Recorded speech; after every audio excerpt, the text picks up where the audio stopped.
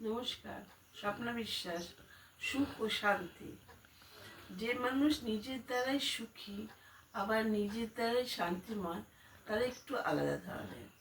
সুখ ও শান্তিতে থাকতে হলে নিজেকে তার জন্য তৈরি হতে হয়।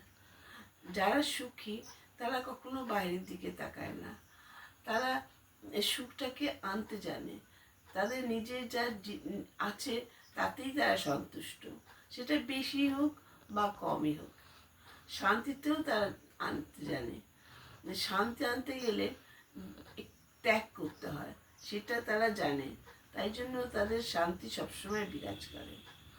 সুখ ও শান্তি সম্পূর্ণ নিজস্ব জিনিস। যারা অসুখী তাদের দোষ হলো তারা সবসময় পরের সাথে নিজের তুলনা করে, তাই জন্য তাদের খুব দুঃখ আসে।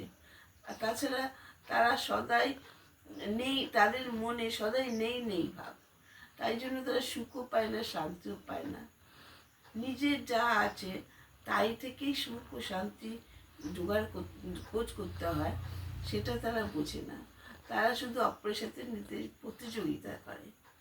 তাই জন্য সুখ শান্তি তারা পাবে কি করে, এগুলো তারা একদমই বোঝে না বলে তারা অসুখী।